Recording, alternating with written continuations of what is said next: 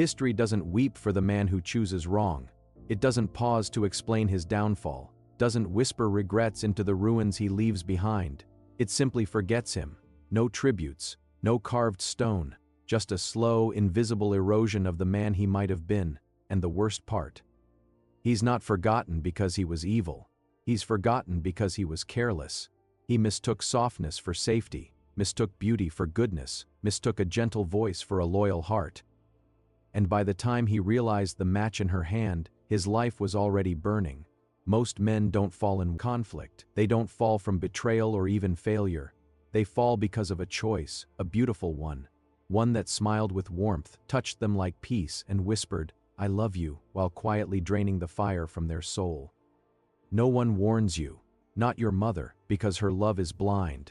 Not your friends, because they're just as lost. And certainly not society, because your downfall is profitable. Romance sells, fantasies sell, and no one ever teaches you that the wrong woman can end you just as easily as a sword. But Machiavelli did, not directly. He wasn't writing for dreamers or romantics. He was writing for rulers, men who understood that every decision is battle.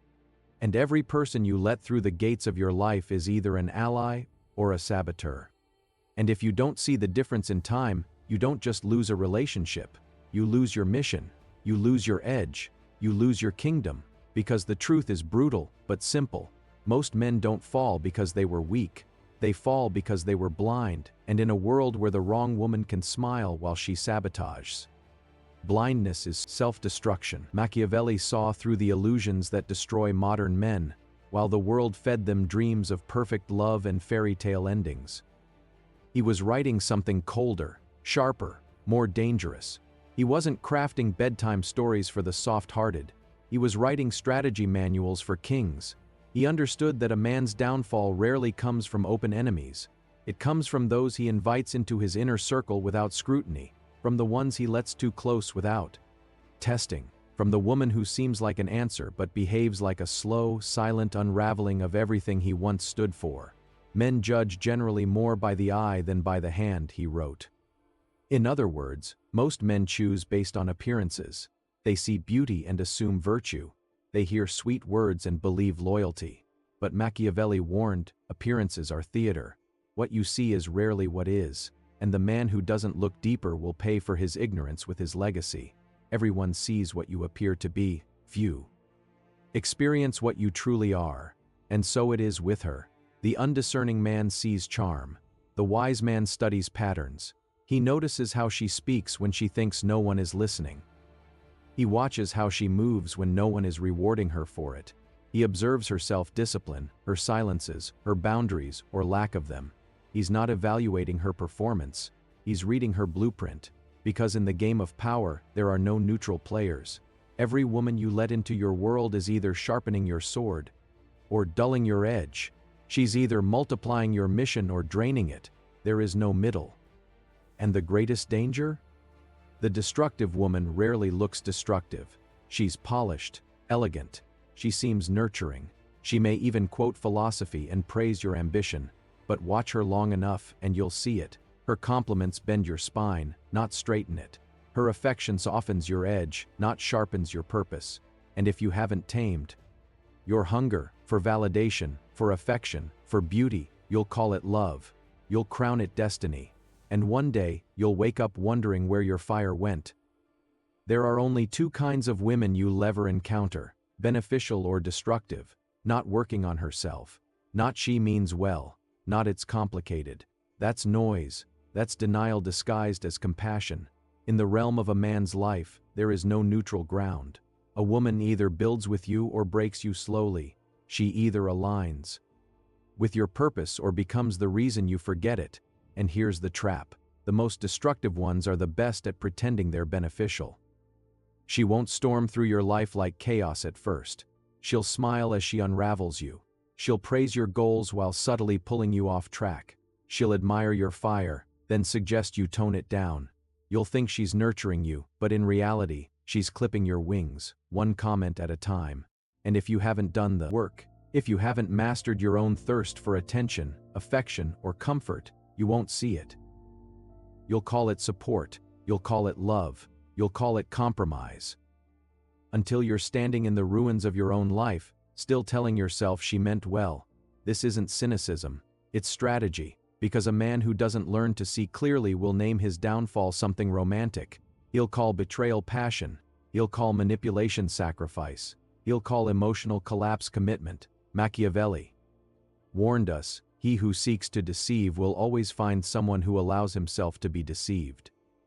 If you choose based on image alone, if you hand your loyalty to lust and call it fate, you've already surrendered. You just don't know it yet. The real threat was never the woman, it was your blindness to what she is. And if your mind is trained to worship softness and ignore structure, to chase surface and ignore substance, you're not a man building a kingdom. You're a man waiting for it to collapse. The wrong woman doesn't destroy you with a sword. She doesn't have to. All she needs is time, distraction, access. She studies you first, not to understand you, but to shape-shift into your ideal. She mirrors your values, reflects your dreams, becomes what your wounds crave. Not a partner, a performance. You won't notice at first. It feels like chemistry, like destiny, like finally, someone who gets you. But that's the first move, the hook. She gives affection, but only enough to bind you. She praises your strength, but only until it threatens her control. Then she begins to dismantle you. Not with outright disrespect, but with small subtle cuts. Sarcasm dressed as jokes. Questions that sound innocent but twist your certainty. Long pauses that turn your confidence into confusion. You've changed, she'll say, and you'll believe her. Because deep down, you want peace. You want love. You want to be seen. So you shrink. Just a little. Then a little more. You pull back your intensity, your ambition, your truth, not because she asked, but because you think you have to. You think you're being noble, but you're trading your soul for silence. That's not love. That's slow dismantling. She doesn't tear down your life. She distracts you just long enough for you to tear it down yourself. You'll say yes when your gut screams no. You'll show up for her and start missing your own mission. You'll bend and bend until one day you snap. And even then, she'll make it your fault. She'll cry, blame her past, say she just needs reassurance.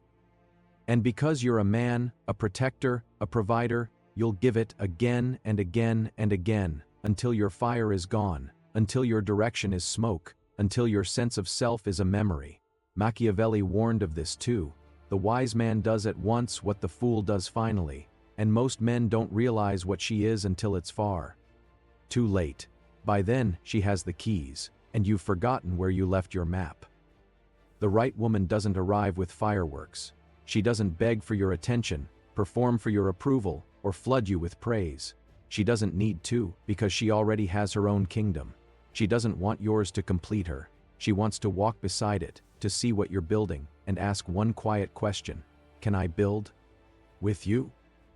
She doesn't come to rescue you, not just the outer man, the strength, the charm, the calm, but the weight beneath it all, the sacred burden you carry, the inner struggle you never talk about. And when she sees it, she doesn't flinch, she doesn't compete with your mission, she doesn't fear your fire, she stands beside it and says, keep going.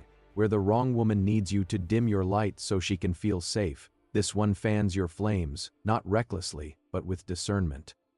She respects your edge, your vision, your structure, not because it flatters her, but because it mirrors what she already lives within herself. And that's the difference. She doesn't waste your energy with drama. She doesn't create chaos just to feel important. She's too busy building, too calibrated to play games. Her silence isn't manipulation. It's space for you to lead, to think, to breathe. She doesn't test your masculinity. She anchors it. She doesn't demand your vulnerability. She earns it. And when you finally let her in, she doesn't flinch at your darkness. She brings her own light. She doesn't want you to break for her. She waits until you open the door yourself. And when you do, she doesn't exploit what she finds. She honors it. This woman doesn't want your crown. She wants to protect what it stands for. She doesn't need the center of your world. She just wants to walk beside you as you build it.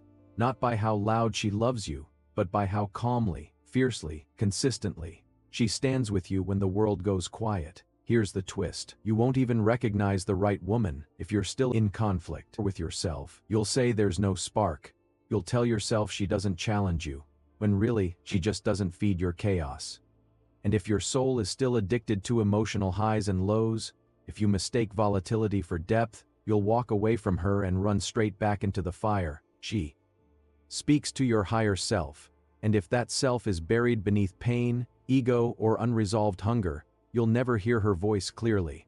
The right woman isn't just a gift, she's a mirror. She reflects the man you could become, not the boy you've been clinging to. She shows you where you're still soft, reactive, unsure. And in doing so, she offers you a choice: rise or retreat. Most men retreat. They blame her for the pressure. They call her too intense, too cold, too ambitious. But she's not too much, she's just unwilling to settle for less than your potential. She doesn't worship your dreams. She demands your discipline, not with her words but with her presence. She doesn't tolerate your excuses. She doesn't comfort your mediocrity. She sees through your promises and waits for proof. And if you can't handle that, it's not her standards that are the problem, it's your unreadiness. This is where boys fall and men begin. Because when you stop looking for a woman to complete you and start building yourself to be whole alone, everything changes. You stop fearing solitude. You stop chasing softness. You stop needing someone to save you from yourself. And in that shift, you become something rare, something dangerous. You command it through presence, through discipline, through unshakable standards. You stop performing. You start embodying. And suddenly, you're no longer asking who the right woman is. You're asking a better question. Am I the kind of man who can recognize her when she shows up? There comes a moment in every man's life when the illusions crack. When he looks around at the damage, the wasted time, the drained energy, the missed opportunities, and realizes none of it came from bad luck. It came from choices, soft ones, blind ones, ones he justified in the name of love. And in that moment, he faces the question. Because the truth is brutal. No one is coming to save you, not your friends, not your parents, and certainly not some woman with soft hands and a healing heart. That fantasy, that someone will arrive to rescue you from your own chaos, that's the bait. That's the lie that keeps men soft, distracted, and breakable. You weren't born to be rescued. You will be tested. She will test you, not to break you, but to see if you're real, if you are who you say you are. She'll press against your values, your purpose, your silence. And in that moment, you'll either collapse into old patterns or confirm your sovereignty. That's why the real work is done before she ever shows up. Your mornings must be disciplined before the day gets loud. Your attention must be guarded before she tempts it. Your vision must be forged before the storm hits. Because love, real love, is not for the untested. It's for the forged, for the fireborn. For the man who's already walked through himself and didn't flinch. This is the work. The silent, thankless, grinding work of becoming a man who doesn't chase chaos, doesn't beg for softness, doesn't lose himself in beauty, a man who knows who he is and lives like it. Because when you carry that kind of clarity, you don't need to force loyalty, you attract it. You don't need to scream for respect. You move, and people feel it. And the wrong woman? She leaves the right one? She stays, not because you asked, but because she recognizes a king when she sees one. If this message stirred something in you, good. That means you're waking up. This isn't about women, not really. It's about standards, vision, discipline. It's about becoming the kind of man who doesn't just survive betrayal, distraction, and illusion. He transcends it. He learns. He adapts. He evolves. The truth? The wrong woman will cost you years, but she's not the real danger. Your blindness is. Your need to be needed. Your hunger for comfort over clarity. That's what opens the gates to manipulation. Not her. But the moment you awaken, truly awaken, you stop chasing love and start commanding respect. You stop looking for someone to complete you and start living like a man who needs no rescue. You stop asking if she's the right one and start asking if you are the kind of man who can lead, protect, and walk away if necessary. Because when you become that man, everything shifts. You won't fear losing her. You'll fear losing yourself. And from that fear, you build fire, presence, power. the kind no one can take, because you didn't borrow it from approval or affection. You earned it in silence, in discipline, in truth. Let the world call you cold. Let them say you're too much, too intense, too direct. That's fine. It means you're doing it right. Because in a world full of softness, you've chosen strength. In a culture of distraction, you've chosen focus. And in a society built on illusion, you've chosen to see clearly. So rise, not with hesitation, not with apology, but with fire in your chest and truth in your bones. This is the path of men who don't beg, who don't chase, who don't break. If you're one of them, don't just click away. Subscribe to Philosops. This isn't entertainment. It's a mirror, a sword, a signal for men who refuse to sleepwalk through life. Share this with a brother who's drifting. Remind him of what it costs to choose blindly. Remind him who he really is, because you weren't born to be tamed.